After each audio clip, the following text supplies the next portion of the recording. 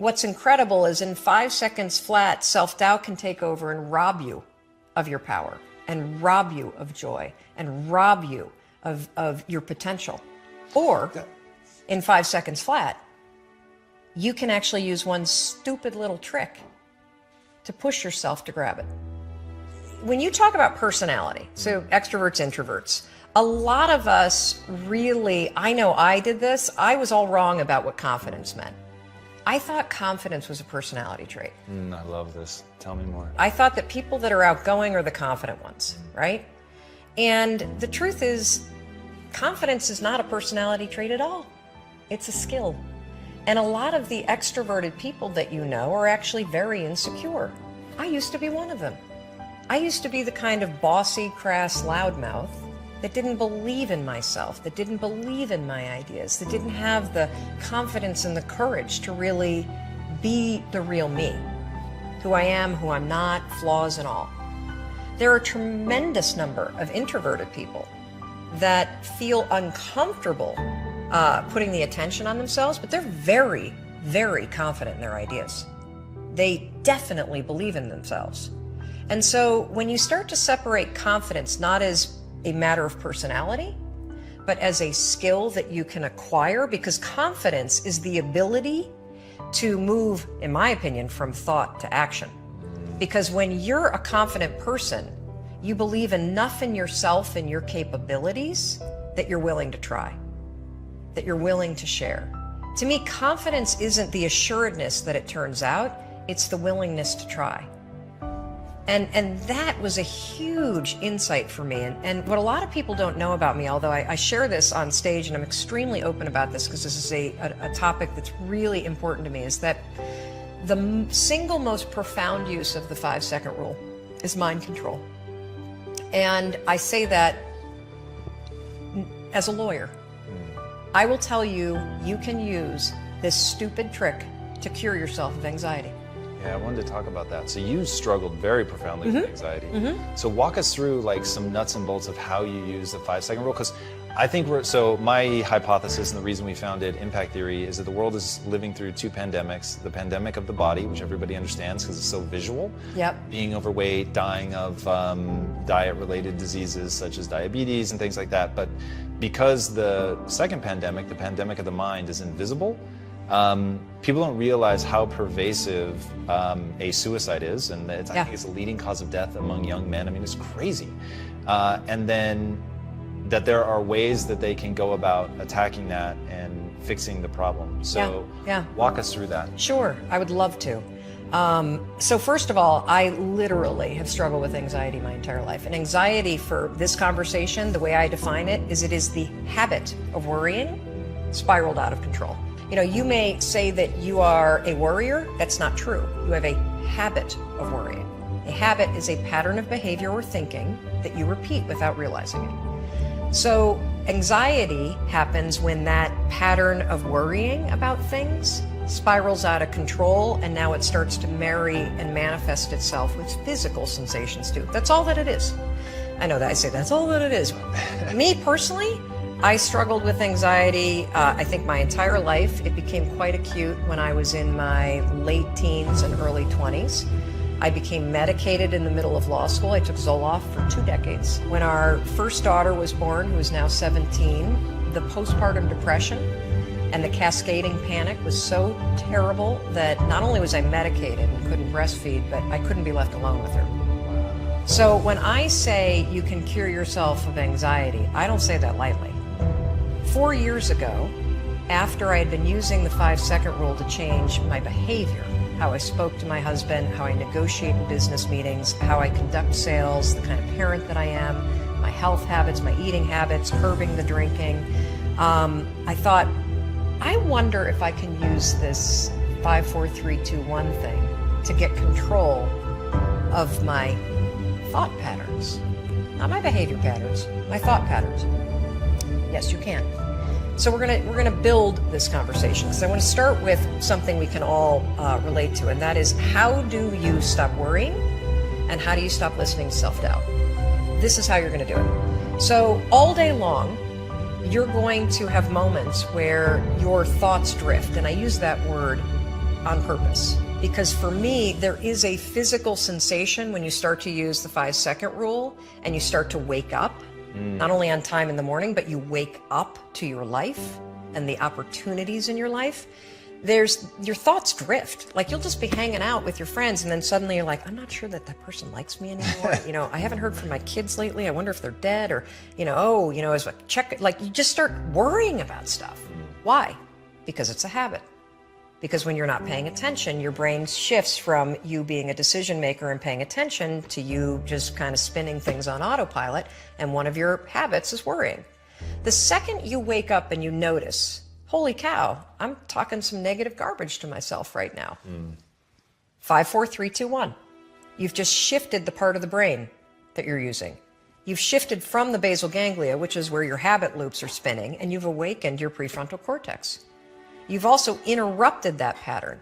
Now what you're going to do, because your mind is actually ready to receive a different thought because of the counting, now you can put in an anchor thought.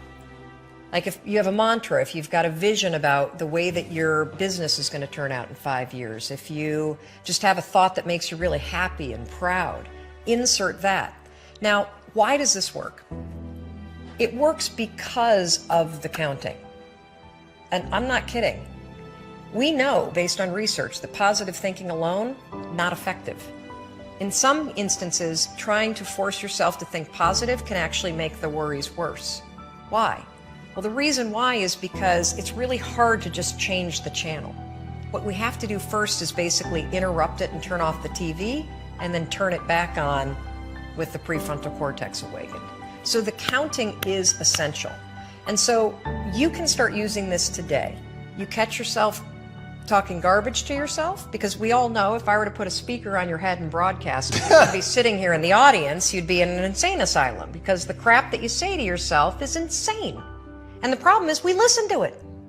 You'll be in a sales meeting and you'll be undermining yourself. They're not going to buy. Oh my gosh, I'm in trouble. You're not even present. 5, 4, 3, 2, 1. Switch it back. Get back to that vision that you have about toasting your success, or this customer being really happy, or you being proud of yourself. Whatever that vision may be, you can control your thoughts. And this is not just us talking about it. This is a tool that you can use. So let's take it a step further. So worrying, if you let it go unchecked, what will happen is you will get used to worrying. You will get used to living in a state where you're slightly agitated all the time. Let me talk a little bit about agitation. So what we know based on research is that physically in your body, so physiologically, being excited is the exact same thing as being afraid. Let me say that again, because it is so important. In your body, being excited is the exact same thing as being afraid. Your body doesn't know the damn difference. Your heart races, your armpits sweat, you're like, you may get tight in your throat. Your cheeks may get pink like mine do when I get excited. The only difference between excitement and fear is what your brain says. And the problem is, if you have a habit of worrying, guess what you're going to tell yourself is going on? That you're like freaking out, that you're not excited, that something must be wrong. Oh gosh, why would you say something's wrong? Because you got a habit of saying that all the time. Even as I became a speaker for a living, or I'd be on CNN, when I first started doing it, I would be freaking out backstage. But even though, just last week, he's standing backstage, about to go on, 8,000 people, heart races, armpit sweat, my hands get clammy. I'm not nervous though, not at all. I'm excited. And so I developed this technique, and research out of Harvard, not based on my technique, but something very similar, proves that if you basically, right before you're about to do something, take a test, run a race, public speaking, a business negotiation, ask somebody to marry you, whatever it may be that gets your heart racing, just do this. Go, I'm excited. I'm excited to give that speech. I'm excited to ask him or her. I'm excited to do this race. I'm excited. Because what happens is you give your brain context, so your brain doesn't escalate the stuff going on in your body. Your brain's not worried. Make sense? Yeah. So you can combine this with the 5-second rule. So we know how to do worrying. You catch your thoughts drift. 5, 4, 3, 2, 1, anchor thought. If you start to feel your heart racing, 5, 4, 3, 2, 1 to awaken the prefrontal cortex, and then start going, I'm really excited to do this. I'm really excited to do this. Another technique that you can use is ask, I think they call it interrogatory questions, where instead of giving yourself a pep talk, say, well, why am I ready to do this? Why am I ready? Because that'll force you to answer the question, which then convinces you. So why am I ready to close this sale? Why am I ready to give this speech? Why am I ready? So those are two strategies that you can use backed by science that are proven to actually make your performance be much better. Now let's take it a step further to anxiety. So anxiety is what happens when the habit of worrying spins out of control, your body gets really agitated, and then you allow your mind to escalate it into a full-blown panic attack. So for those of you that have not had the pleasure of having a panic attack, let me explain what it's like. So have you ever been in your car and you're driving down the road and you go to change lanes and all of a sudden there's like, oh my God, there's a car right there, right? And you swerve a little bit and then your heart's like, and you may sweat a little bit and you grip the wheel really tight and you're super locked in on the road ahead of you. But then that car pulls away and the near miss scenario passes and your mind starts going, okay, you're all right now. Right. You're all right now. That's it. That's all. That's what a panic attack is, only it happens while you're standing in front of your coffee pot. Seriously. You have that same, oh my God, way behind! And your heart's racing, and the problem for your brain is that your brain can't look around and say, holy cow, we almost got hit by a car. Right. Your brain's saying, what the hell is wrong with her? She's making coffee and she's freaking out. And so now your brain has a problem. Because what's your brain's job? It's designed to protect you. So your brain will now do whatever it can to magnify the problem. Remember, we talked about the spotlight effect. It'll start telling you all kinds of crazy stuff because it can't figure out contextually what the hell's going on. She's just making coffee, now her heart is racing and she's breathing really. Holy cow, maybe she is having a heart attack. A lot of people that have panic attacks say, I think I'm dying, oh my God, what's happening? Wow. Or you'll see them do the deer in the headlights thing where they got to get out of the room. That is the spotlight effect in your brain, now taking control and magnifying everything to get you out of whatever it was. So here's how you use the 5-second rule. You use it to stabilize your thoughts before the panic escalates. And then what happens is it drifts into worry and then it disappears. So the second you feel worry, you catch it, you train yourself to do that. If you start feeling yourself getting, your heart racing, you can 5, 4, 3, 2, 1 and use the I'm excited, I'm excited. If that doesn't work, literally 5, 4, 3, 2, 1, and just give yourself an anchor thought, literally, of you being okay. I'll give you another quick example because this is one that we have a tremendous number of success with, and people that hear the example use it immediately and are blown away. I used to be terrified of flying. Terrified. Every bump I'd be freaking out, and so I started using this strategy with the plane. So the second that you feel yourself getting nervous, 5, 4, 3, 2, 1, and then your anchor thought is a vision of what you're going to do when you get to where you're going. So when I get on the plane tomorrow to fly back to Boston, I'll think about walking in the house and the place is like a disaster. It'll look like everybody's stuff got loaded into a cannon and fired all over the first floor.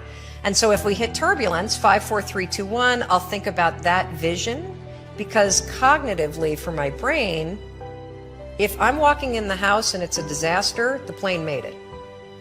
That's the power of this. It's incredible. Incredible. What I love about you, Mel, is that I love how raw and real you are about your own situation, because people are going to look at you and the first thing they're going to want to do is make you extraordinary as a way not to have to live up to your standard, because what you've accomplished really is astonishing, and seeing you on stage is unbelievable.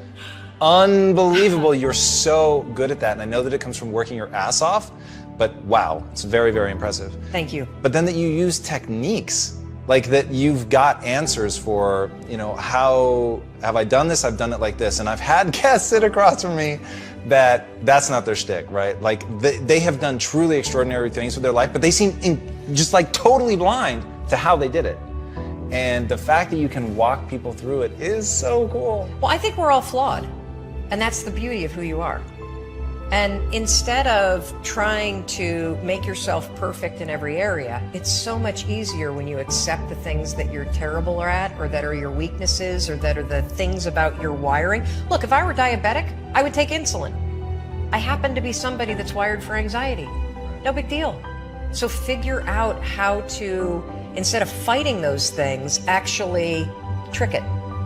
Because the truth is that you're never going to feel ready to make these changes. You're never going to feel like doing them, but you can always make a decision. That's always in your control. Staying with somebody that treats you like garbage is a decision. It is. Staying at a job that you hate is a decision. Staying in the body that you are not proud of is a decision. Is it going to be easy? No, it's not going to be easy to change. It's simple. Do a Google search and then use the 5-second rule to force yourself to do that stuff. Change comes down to 5-second decisions, and this is why the 5-second rule is important for everybody to know. It's your job to push yourself. And I don't care if you're Dr. Martin Luther King Jr., or you're Michelangelo, or you're Lin-Manuel Miranda, who wrote Hamilton, you will struggle with self-doubt. And everybody that you admire, everybody, and the list is the same for everybody. Oh, Oprah Winfrey, and I want to be like, Tom, and I want to be like, Branson, and I want to be like Jay-Z, and I want, everybody's list is the same. Bill Gates, and do you know what those people do? They do not have the habit of hesitating. They trust themselves. In today's world, where you have the internet, you can literally learn, launch, do anything. Anything. The only thing that's truly stopping you are the limiting patterns that you think, the self-doubt, the fear, the habits that you have. And you can break them.